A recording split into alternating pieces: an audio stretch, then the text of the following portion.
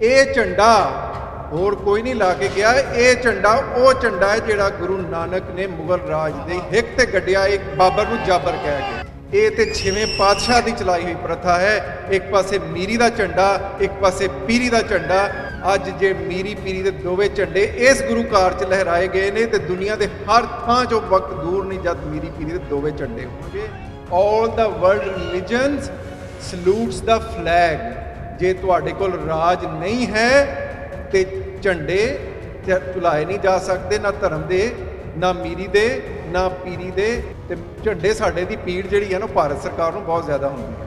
भारत सरकार ने अपना साड़ कढ़िया हिंदू तवी सरकार ने यह कह के कि साडे कौमी विरसे लाल किले दे उत्ते एक कौम दा खास झंडा झुला के साडे कौमी विरसे की तोहीन की गई। तुसी एक लाल किले की गल करदे हो, पूरे भारत दे विच ये निशान साहब ते सिख कौम का झंडा झूलेगा। ये झंडा हर मनुखी अधिकारां लई काम करने वाले का झंडा है। ये झंडा सरबत दे भले का झंडा है।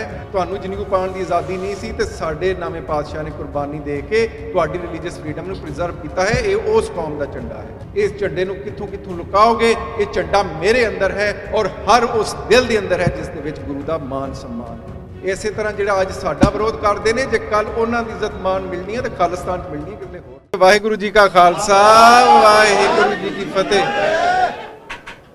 असां झंडे की गल बहुत जिन्हें मेरे मित्र बोले थोड़ी देर च उन्होंने शुरू की 1600 1700 की गल की। ये झंडा होर कोई नहीं ला के गया। ये झंडा वो झंडा है जिहड़ा गुरु नानक ने मुगल राज दे हिक ते गड्डिया एक बाबर नूं जाबर कह के। ये झंडा वो झंडा है जिहड़ा 5वें पातशाह ने अपना जीवन दे के इस खालसा पंथ नूं होंद च लिया के, खालसा पंथ नूं होंद च लिया के गुरु ग्रंथ साहब नूं कंपाइल करके कीता।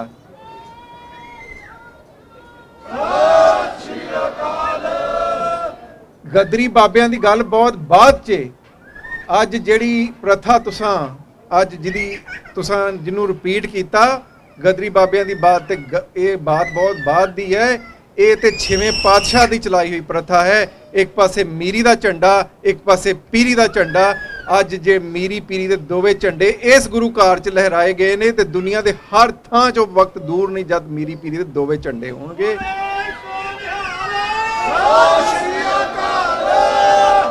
खालसा जी एक गल ना भुल्लिओ। किसी ने एक गल एक शब्द एक बहुत बरीक जी लाइन च कही है, all the world religions salutes the flag. जे तुहाडे कोल राज नहीं है तो झंडे झुलाए नहीं जा सकते, ना धर्म दे, ना मीरी दे, ना पीरी दे।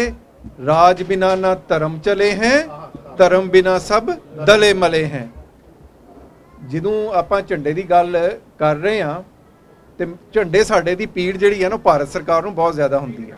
गल्लां ते बहुत सारियां करन वालियां पर मैं गल्लां एविडेंस नाल करना, क्योंकि जिहड़े साडे झंडे बारे अज देख रहे होणगे उन्हां ने जद किसानी दा संघर्ष चलदा सी ते UN चों असां एक चिट्ठी भारत सरकार नूं घल्ली सी।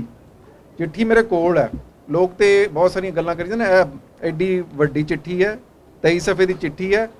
UN ਦੇ ਇੱਕ ਰੈਪੀਟੋਰ नहीं 7 रैपीटोर्स ने साइन करके भारत सरकार नूं घल्ली कि सानू जवाब दिओ किसानी के संघर्ष बारे। जो जवाब उन्होंने दिता उसकी कॉपी मेरे हाथ 'च है, भारत सरकार के लैटर हैड ते आ।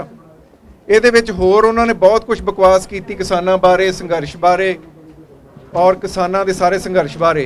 अखीरले पैराग्राफ ਦੇ ਵਿੱਚ भारत सरकार ने अपना साड़ कढ़िया हिंदू तवी सरकार ने यह कह के कि साडे कौमी विरसे लाल किले के उत्ते एक कौम का खास झंडा झुला के साडे कौमी विरसे की तोहीन की गई।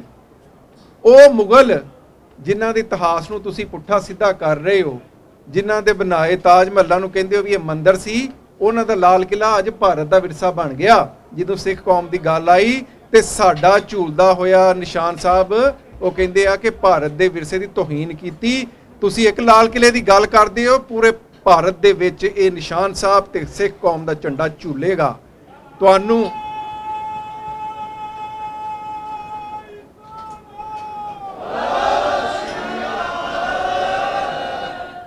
ये झंडा ਸਿਰਫ ਸਿੱਖ ਕੌਮ ਦਾ ਝੰਡਾ ਨਹੀਂ, ਇਹ ਝੰਡਾ ਹਰ ਮਨੁੱਖੀ ਅਧਿਕਾਰਾਂ ਲਈ ਕੰਮ ਕਰਨ ਵਾਲੇ ਦਾ ਝੰਡਾ ਹੈ।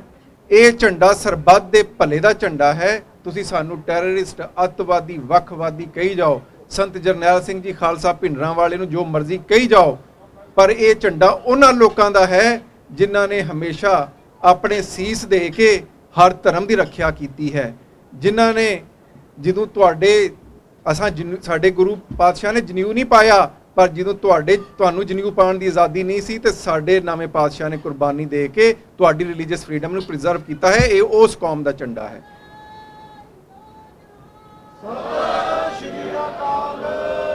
ਇਹ ਉਸ ਕੌਮ ਦਾ ਝੰਡਾ ਹੈ ਜਿਹਦੇ ਬਾਬੇ ਕੱਛਾਂ ਵਾਲੇ ਮੁਸਲਮਾਨਾਂ ਦੀਆਂ ਕੁੜੀਆਂ ਨੂੰ ਬਸਰੇ ਜਾਂਦੀਆਂ ਨੂੰ ਮੋੜ ਕੇ ਲਿਆਉਂਦੇ ਸੀ। ਇਹ ਉਸ ਕੌਮ ਦਾ ਝੰਡਾ ਹੈ ਜਦੋਂ ਰਾਜ ਸਥਾਪਿਤ ਹੋਇਆ ਤੇ ਪੰਜਾਬ ਦੇ ਗਰੀਬ ਕਿਸਾਨਾਂ 'ਚ ਜਿਨ੍ਹਾਂ ਜ਼ਮੀਨਾਂ ਵੰਡੀਆਂ ਉਹ ਇਸ ਸਿੱਖ ਕੌਮ ਦੇ ਰਾਜ ਨੇ ਵੰਡੀਆਂ।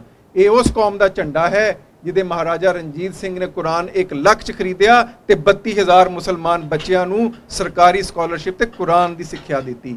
ਇਹ ਉਸ ਕੌਮ ਦਾ ਝੰਡਾ ਹੈ ਜਦੋਂ ਕੋਵਿਡ ਦੀ ਮਹਾਮਾਰੀ 'ਚ ਹਰ ਕੋਈ ਲੁਕਿਆ ਫਿਰਦਾ ਸੀ ਤੇ ਇਹ ਕੌਮ ਗੁਰੂ ਦਾ ਲੰਗਰ ਲੈ ਕੇ ਵਰਤਾ ਰਹੀ ਸੀ।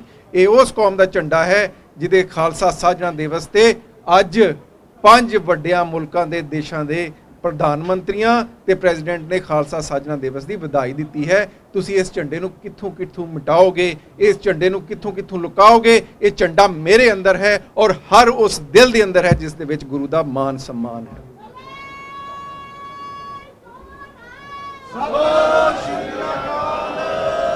ਮੈਂ ਆਪਣੀ ਬਹੁਤ ਸਾਰੀ ਸਪੀਚਸ 'ਚ ਸਿੱਖ ਪੰਥ ਨੂੰ ਹਮੇਸ਼ਾ ਇਹ ਕਹਿਣਾ ਕਿ ਜਿੱਦਾਂ ਅਸੀਂ ਵਿਚਾਰਦੇ ਹਾਂ ਨਾ ਕਿ 16ਵੀਂ ਸਦੀ ਦੇ ਸਿੱਖ ਕੀ ਸੀ, 17ਵੀਂ ਸਦੀ ਦੇ ਸਿੱਖ ਕੀ ਸੀ, 18ਵੀਂ ਦੇ ਕੀ ਸੀ, 19ਵੀਂ ਦੇ ਕੀ ਸੀ, 20ਵੀਂ ਦੇ ਕੀ ਸੀ, ਇਸੇ ਤਰ੍ਹਾਂ 21ਵੀਂ ਸਦੀ ਦੇ ਸਿੱਖਾਂ ਬਾਰੇ 22ਵੀਂ, 23ਵੀਂ, 24ਵੀਂ ਔਰ ਜਿੰਨੀ ਤੱਕ ਦੁਨੀਆ ਕਾਇਮ ਹੈ ਲੋਕਾਂ ਨੇ ਵਿਚਾਰਨਾ ਹੈ ਕਿ ਕੌਣ ਸਨ।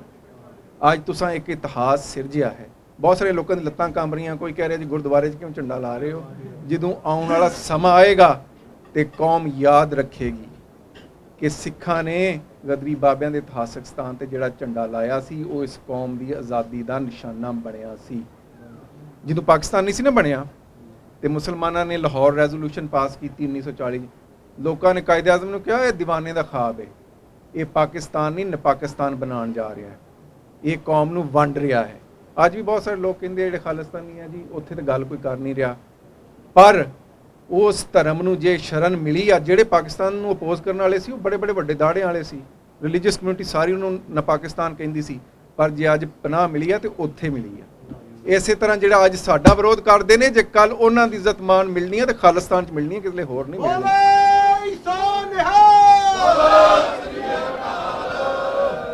ਇੱਕ ਆਖਰੀ ਵਾਕਿਆ ਸੁਣਾ ਕੇ, ਕਿਉਂ ਅੱਜ ਮੈਨੂੰ ਲੱਗਦਾ ਮੇਰੀ ਜ਼ਿੰਦਗੀ ਦਾ ਇੱਕ ਬਹੁਤ ਲੰਮਾ ਸਫ਼ਰ ਹੈ ਔਰ ਮੇਰਾ ਇੱਕ ਮਨ ਦੀ ਅਵਸਥਾ ਹੈ ਕਿ ਮੈਂ ਆਪਣੇ ਜਿਉਂਦਿਆਂ ਖਾਲਿਸਤਾਨ ਦੇਖ ਲਵਾਂ।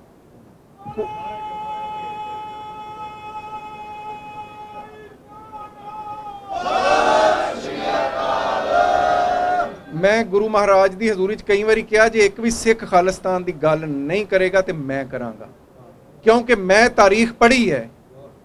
ਜਿਨ੍ਹਾਂ ਲੋਕਾਂ ਨੇ ਆਪਣੇ ਘਰ ਦੀ ਗੱਲ ਨਹੀਂ ਸੀ ਕੀਤੀ ਉਹ ਬੋਧੀ ਧਰਮ ਉੱਥੇ ਜਨਮਿਆ ਸੀ ਹਿੰਦੁਸਤਾਨ 'ਚ। ਅੱਜ ਹਿੰਦੁਸਤਾਨ 'ਚ ਕਿਤੇ ਬੋਧੀ ਧਰਮ ਨਜ਼ਰ ਨਹੀਂ ਆਉਂਦਾ। ਜੈਨ ਮਤ ਉੱਥੇ ਜਨਮਿਆ ਸੀ, ਅੱਜ ਨਜ਼ਰ ਨਹੀਂ ਆਉਂਦਾ, ਕਿਉਂਕਿ ਉਹਨਾਂ ਨੇ ਆਪਣੇ ਘਰ ਦੀ ਗੱਲ ਨਹੀਂ ਸੀ ਕੀਤੀ, ਅਗਲਿਆਂ ਨੇ ਚੁੱਕ ਕੇ ਬਾਹਰ ਕਰ ਦਿੱਤਾ। ਮਹਾਰਾਜਾ ਸ਼ੇਰ ਸਿੰਘ ਦੇ ਜ਼ਮਾਨੇ ਦੀ ਗੱਲ ਹੈ, ਸਿੱਖ ਰਾਜ ਦੇ ਖਾਤਮੇ ਦੇ ਨੇੜੇ ਦੀ ਗੱਲ ਹੈ। ਖਾਲਸਾ ਪੰਥ ਦੇ ਰਾਜ ਦੇ ਝੂਲਦਾ ਹੋਇਆ ਨਿਸ਼ਾਨ ਸਾਹਿਬ ਦਰਬਾਰ ਸਾਹਿਬ ਤੇ ਥੱਲੇ ਆ ਕੇ ਡਿੱਗਿਆ। ਮਹਾਰਾਜੇ ਨੂੰ ਦੱਸਿਆ ਗਿਆ ਕਿ ਇਸ ਤਰ੍ਹਾਂ ਸਾਡੀ ਕੌਮ ਦਾ ਝੰਡਾ ਅੱਜ ਥੱਲੇ ਡਿੱਗ ਪਿਆ। ਮਹਾਰਾਜੇ ਨੇ ਉਹਦਾ ਕੋਈ ਨੋਟਿਸ ਨਹੀਂ ਲਿਆ, ਕਹਿੰਦਾ ਕੋਈ ਨਹੀਂ, ਜਦੋਂ ਜਾਵਾਂਗੇ ਤੇ ਫਿਰ ਸੇਵਾ ਕਰ ਦਿਆਂਗੇ। ਪਰ ਉਹ ਸੇਵਾ ਕਰਨ ਦਾ ਮੌਕਾ ਨਾ ਆਇਆ ਤੇ ਸਿੱਖ ਰਾਜ ਮੁੱਕ ਗਿਆ। ਔਰ ਉਹ ਮਹਾਰਾਣੀ ਜਿੰਦਾਂ ਜਿਹਦੇ ਅੱਗੇ ਅੰਗਰੇਜ਼ਾਂ ਦੀ ਫੌਜ ਸਲਾਮੀਆਂ ਦਿੰਦੀ ਜਾਂਦੀ ਸੀ, ਉਸੇ ਮਹਾਰਾਣੀ ਜਿੰਦਾਂ ਨੂੰ ਉਹਦੇ ਵਾਲਾਂ ਤੋਂ ਘੜੀਸ ਕੇ ਲਾਹੌਰ ਦੇ ਕਿਲੇ ਤੋਂ ਬਾਹਰ ਲਿਆਇਆ ਗਿਆ। ਇਹ ਅੰਜਾਮ ਹੁੰਦਾ ਹੈ ਜਦੋਂ ਤੁਸੀਂ ਆਪਣੀ ਕੌਮ ਦੇ ਝੰਡਿਆਂ ਦੇ, ਆਪਣੀ ਕੌਮ ਦੇ ਰਾਜ ਦੇ ਉੱਤੇ ਪੈਰਾ ਨਹੀਂ ਦਿੰਦੇ।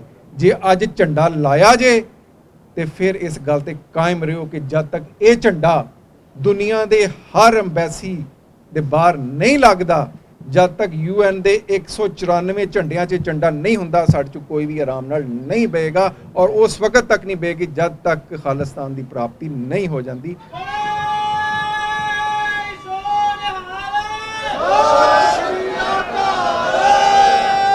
ਇੰਨੀਆਂ ਕੋਈ ਬੇਨਤੀਆਂ ਪ੍ਰਵਾਨ ਕਰਿਓ। ਵਾਹਿਗੁਰੂ ਜੀ ਕਾ ਖਾਲਸਾ, ਵਾਹਿਗੁਰੂ ਜੀ ਕੀ ਫਤਿਹ।